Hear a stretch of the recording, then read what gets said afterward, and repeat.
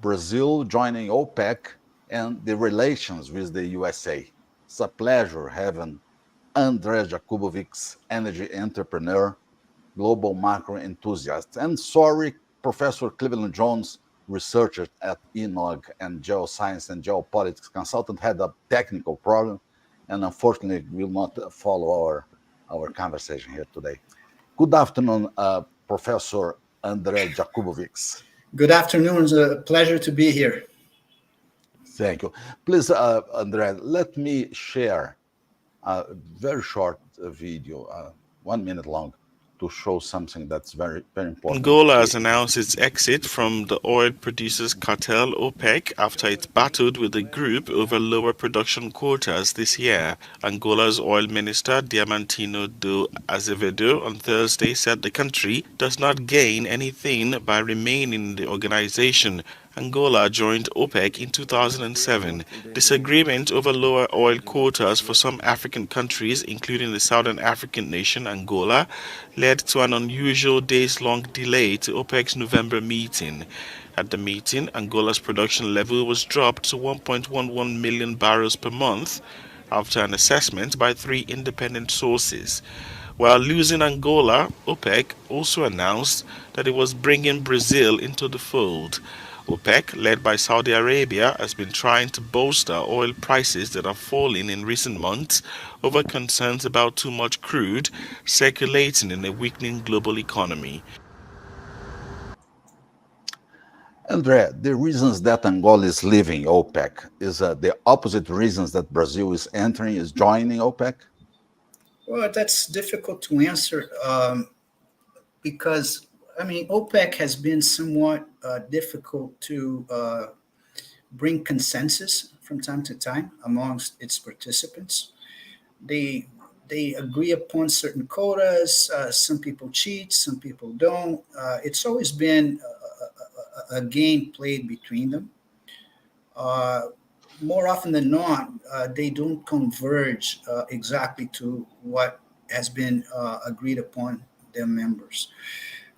I'm going to say that the fact that Angola is leaving OPEC right now, it has to do with what the BRICS Plus represent as opposed to what Western economies represent. The Western economies think of Angola as an oil producing African country that could choose between staying within OPEC, maybe selling its oil producers for gold backed yuan, maybe invoicing petrol in exchange for infrastructure products in the country. At least that's the base case for the BRICS Plus going forward. And they decided to do a melee. They decided to exit OPEC and join the Western economies by having loans from the IMF, by creating wealth for the upper class in Angola, and just adopting the old school model that the IMF has been playing for quite some time until recently.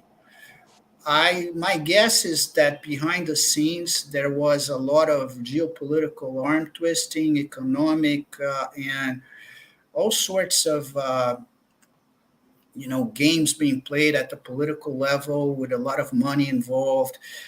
Maybe some oil giants participating in nudging Angola to make that turn.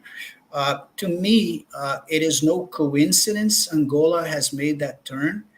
It appears to me that the Western economies are trying, they're on damage control. So what they're trying to do is to create havoc everywhere they can, to incentivize in any shape and form they can to keep certain countries under their guise. Just not trying a little bit off topic, but if you notice what happened in the sub-Saharan Africa as of recently, where a lot of countries rebelled against French dominance, It's pretty much a picture of what the geopolitical landscape right now is. By one hand, you have commodity producing BRICS Plus with China, which is the manufacturing hub of the world, joining together in a block, trying to change what's been the IMF financial model of sorts. And there's this game about capturing members from both sides. So apparently, Yeah. Argentina was 100% BRICS plus until recently with this election. For some reason, Milei was nudged into going all in with the Western economies. Mhm. For some reason, Angola has been nudged into doing the same thing. To no one's surprise, Brazil is joining OPEC since it is crystal clear that the current government is a lot more aligned with the likes of Russia and China than with the Western economies. Yeah, that's a very strong point. Do you see that was a good option, a good decision to join OPEC for Brazil? Well, time will tell. Like I said, I think OPEC, as its members, say losing Angola and gaining Brazil, has a lot more of it's more like stuff on the surface than in practical terms. Mhm. We learned from the war in Ukraine that no matter how many blocks you have, OPEC or non OPEC, oil will find its way to its ultimate clients. So, for example, they put sanctions on Russian oil. The oil and some other derivatives were flowing through India, and they end up in Western Europe all the same. So Yeah. to me, this thing about OPEC is more like a broad message about who's winning this tug of war between these two blocs. Like Mhm. I said, Western economies can brag about the fact that they captured Angola. They can brag about the fact that they got Argentina out of the BRICS, which is a big deal. Yeah. Yet Brazil has joined OPEC, which to me, like I said, it's more formality than anything practical about what's going to happen in the oil markets. Mhm. And they lost Argentina, but they got Saudi Arabia. They got a bunch of big players in the commodities markets joining the BRICS Plus. And they have like 40 plus countries that are lining up for a fast track membership into the BRICS. So if you put it on balance, I think they got Argentina, they got Angola, but they're losing everybody else. Yeah. Yeah. We'll see That's how right. this is going to play out. But like I said, as far as oil and gas is concerned, energy in general, Yeah. uh, the final product will find its way to where it's needed, one way or another. Yeah. Uh, in the past, Brazil and the United States were very close each other with more collaborators. Nowadays, I don't know if more competitors than collaborators. And Brazil is very dependent on United States in technology, military support. How do you see this movement of Brazil to being close to OPEC and the United States seeing this as a, let's see, aggression of Brazil in terms of relationship? Okay, I do believe that if you look at what's going on in the US, as far as what they understand their military power is, as far as how they understand their technology advancements are, in my opinion, there's somewhat overstated as of recently. I mean, they still have tremendous technological advancements. They have uh, lots of military power, but the gap Mhm. between the US and the likes of Russia and China has closed way too much. If you look at the chips wars between China and the US, if you dig under the surface, China is kind of gaining from these sanctions by being forced to develop certain technologies. And that is becoming increasingly clear that the United States doesn't have the monopoly on military nor in technology. What I'm trying to say is, I'm not an expert in oil and gas, but from what I hear, Petrobras has excellence in oil, in offshore exploration. I don't think Petrobras is at a point where if the United States were to sanction Yeah, our capabilities, that would impair us one bit. yeah, that's And right.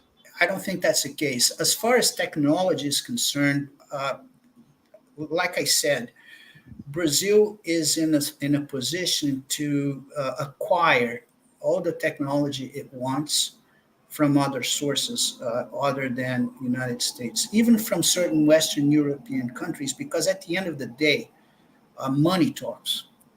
So, in my opinion, I see Brazil under the prior government. Brazil had, in my opinion, a well balanced diplomatic stature on the global stage by trying to do business with everyone, trying to deal with everyone, and always looking for Brazil's best interest. Mhm. And with this new government, I haven't seen any signs that this is not the case. We know that Brazil is joining OPEC. We know that Brazil is strongly in defense of being able to transact in other currencies other than the dollar. But Brazil's not refusing to trade with dollar with the United States or in other commodities that are dollar denominated. Mhm. The problem here is the United States. The United States, because of this U.S. dollar privilege, the United States has been living beyond its means for quite some time. And the level of money printing in the US, especially since COVID, has gone through the roof.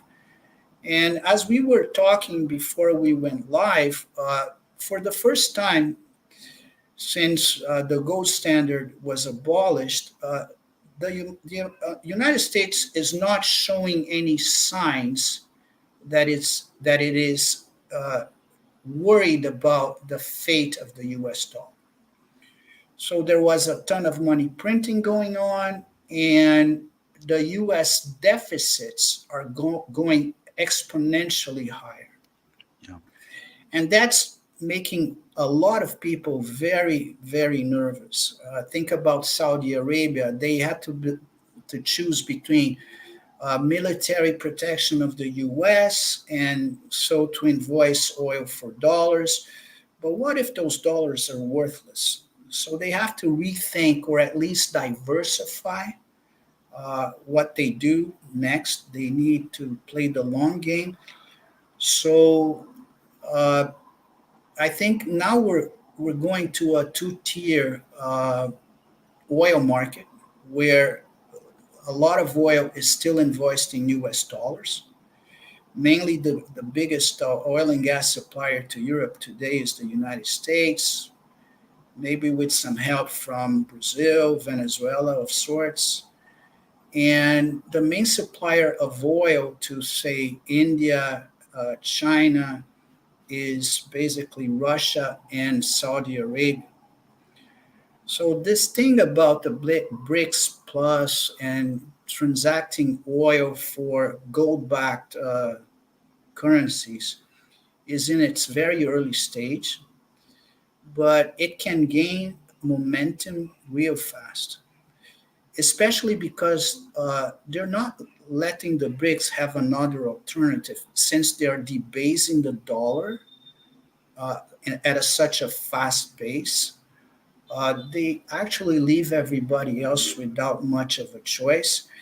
And I might add that adding insult to injury, the fact that they froze Russian dollar accounts And now that they want to take those $300 billion in Russian assets and give it away to Ukraine, Mhm. makes everyone within the BRICS even more worried, even more concerned about not only the value of the dollar going forward, but the clout that United States has over everybody else.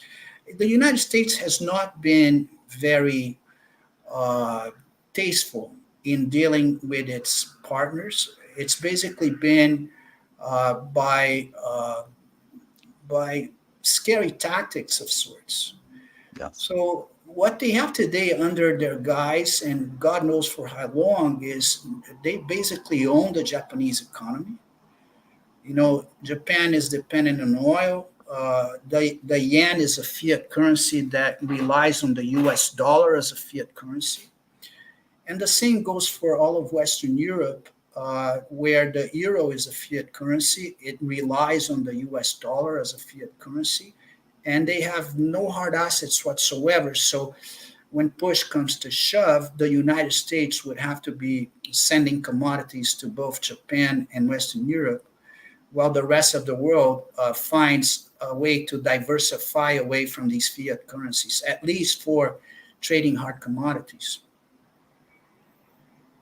Uh, uh, let's see Brazil before this new government, Argentina before Milei, and maybe Trump being back to the power in the United States. So this geopolitics can, um, it's like a wave going and coming, and it's dependent on people that are in power. It's not dependent on the state. So, what do you see this fluctuation of decisions and dependence of people? Well, the key point you mentioned is Donald Trump. If he gets reelected in 2024, I think they have elections now. Is it October? I believe November. November. Everything changes because Trump is not going to have this kind of external policy, this crazy external policy that this Biden administration has adopted. I mean, either you're with us or you're against us, no matter Mhm. at what cost. Look what's Yeah. happening with in Western Europe. Look what's happening in Ukraine. Look what's happening with the ex-industrial powerhouse Germany. So I I think that if Trump comes to power, even Milei would revisit his. No, Milei is already aligned with the U.S., but if Trump comes to power, there might be a lot of countries that might revisit their stance on the Strategies. global scale, on the global stage, not to abandon the BRICS plus arrangement, but to trade with everyone. So to not to pick enemies and friends, just do do what you gotta do as as a as a nation to deal with everyone and protect your own interests. So if Trump comes to power, I would say the temperature would come down quite a few degrees from what we're watching now. Yeah. Let me ask you a very tricky point for my perception. Let's see, Shell, ExxonMobil, Total Energies, BP, Repsol, and other big companies, international oil companies, are working in Brazil with a very strong position in terms of assets and operations, exchanging information with Petrobras, but in a very independent way and exporting crude oil to different countries. So, how big they are seeing this movement of the government to be part of OPEC? So it's not something. Let's see. Um, Look, from what I understand, these big oil giants, what you're describing is 100% their comfort zone. They're the same picture you described here in Brazil. It's a lot worse in within the oil and gas fields at Gaza Strip. They're all there. They're in Africa in every single place, and lots of geopolitical unrest, military unrest, all sorts of problems, and they're always there. They were there in Iraq when the invasion took place. I mean, this is what they do. To be specific about Brazil, I think in comparison to other places in the world, the situation here is pretty mild. I think that what I think this current government is going to do is basically expand Petrobras' reach, not only within the oil and gas industry, but lucky for these oil giants, the Brazilian government, lucky for them, but bad for Brazil, the Petrobras is being pushed back into entering every single project you can imagine. Hydrogen, renewable, they're going back to what they shouldn't have done, which they stopped doing under the prior administration. They were focused on oil and gas only. And now Petrobras is going back to investing in everything under the sun, which was the case prior. Petrobras almost went bankrupt. Now they're back to the same old business model that got them bankrupt. That being said, it doesn't leave a lot of room for Petrobras to step into the toes of these oil giants that are, you know, exploiting their businesses here in Brazil. What I'm trying to say is, I doubt it very much that Lula, in spite his alignment with the BRICS, I don't think he would be bold enough or crazy enough to start stepping into the property and the contracts that have been signed between Brazil and the likes of Exxon, BP, Shell. Uh, I don't think. I think even Lula knows he would have a lot more to lose than to gain from such a situation, unless we enter into a global war, and then all bets are off. We'd have to find out what Brazil would do under the circumstances. Mhm. But I think that as of right now, the oil and gas landscape here in Brazil is quite stable. I don't think Brazil tends to rock the boat in any shape or form, other than the fact that Petrobras is going to be the weaker player in this scenario because they're pushing Petrobras to do things that Petrobras shouldn't be doing. You mentioned something important, a potential global war. Which side Brazil could go? The United States side or Russia, China side? Well, I think that under the current government, it is more likely than not that Brazil would align with Russia and China, while at the same time saying it's neutral. I think what Brazil would like to do if there's a global war, they'd like to keep trading with everyone so to have the least possible economic hardship. I think Brazil has a lot to profit from a global war because of Brazil is a commodity powerhouse. So I foresee iron ore prices going up. I foresee food prices going up, oil and gas probably going up, and Brazil being the least affected as opposed to, say, Japan, Western Europe, where they depend on hard assets that they don't have. To think that Brazil would go all in against the United States or would go all in against the likes of Russia and China would be a very big mistake from our part. I think that if we enter into this scenario, Uh-huh. it's going to be tough because there will be actors behind the scenes trying to nudge Brazil into taking sides. Yeah. So I'll give you Uh, a crazy example. So they might yeah. sink a Brazilian ship and say it was the United States when in fact it was somebody else and vice versa. Uh-huh. Yeah. It's very Uh, difficult. see, yeah. See the opinion of Jake China and Russia for this question. Interesting. Thank you, Jake. Well, Jake, I know Jake. I think Jake might have a point there. Yeah, it would be more likely. But I guess Brazil would try to do whatever it can not to take sides. But like Jake said, the wins today for Brazil are a lot more towards China and Russia. And to be honest, it makes sense. The overpowered, the abuse of power of the United States uh, is it's hard to defend. So you Yeah, can't argue against that. yeah. Andre, Brazil still need uh, American money. I mean, the U.S. government support in terms of investments and in terms of our independence.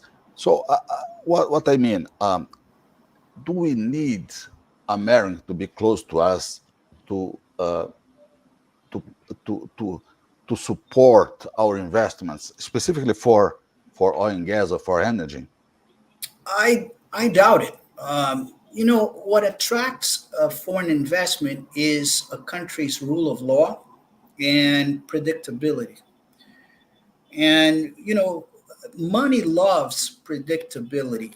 Money hates when there's no Uncertainties. predictability. Money hates uncertainty. So what should I say? As opposed to Argentina, Brazil has $300 billion in foreign reserves. Brazil has a very large trade surplus, and except as of recently, Brazil has a kind of like a current account issue because Brazil was attracting foreign investment because of certainty. But now Brazil is exporting interest rates because of uncertainty. So Brazil has promoted the carry trade where you borrow money in yen and you invest it here at 11%, as opposed to attracting foreign direct investments, which was the case before this new government took power. But still, uh, having so much foreign reserves and having such large trade surplus in relative terms against every single emerging market country, Brazil has no problem to speak of. So, that being said, of course, the most important thing that I see Brazil with respect to the United States is that the United States is by far the largest economy in the world. So you want access to the United States market for whatever reason, whatever you have to sell. But in Brazil's case, if you consider that the bulk of our exports is basically commodities, food, and energy, I do believe it wouldn't be hard for Brazil to find an off taker of choice in case Brazil relations with the US were to go sour. I think Brazil can find buyers for oil, food, especially food, and other minerals. I think that would be the case. I think Brazil would suffer from not having full access to the American consumer market, but the Chinese market is a lot bigger.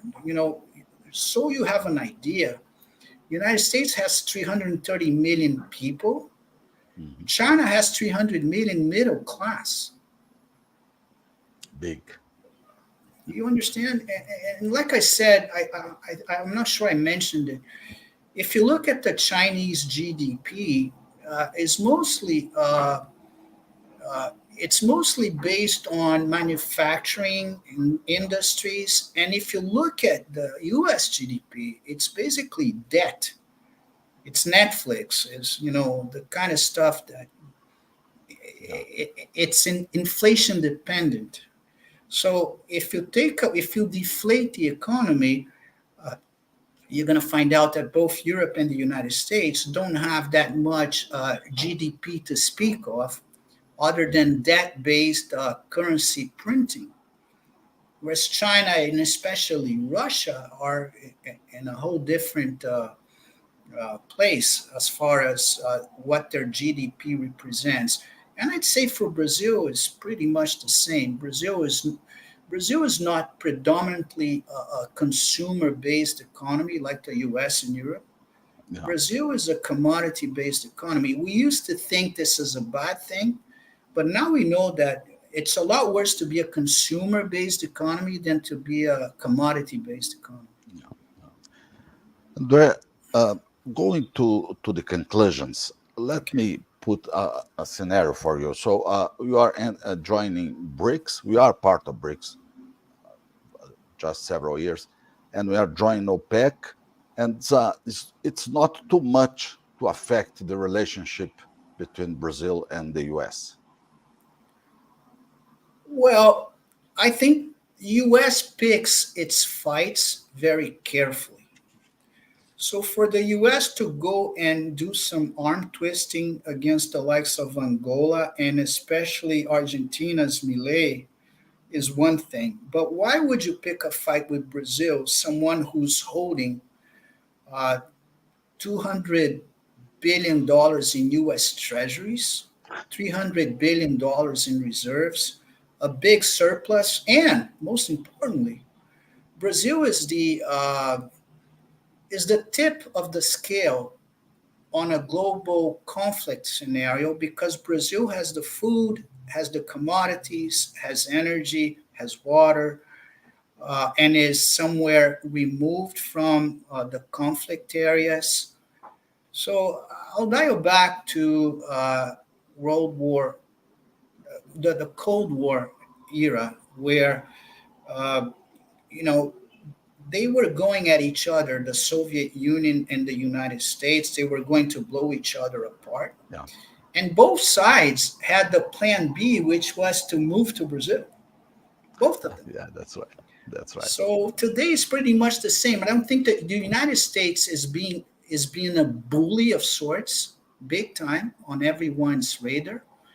But you see, it's one thing for the United States to be able to bully Europe because of the damage done by the war in Ukraine. The U.S. can bully Japan because they have no commodities.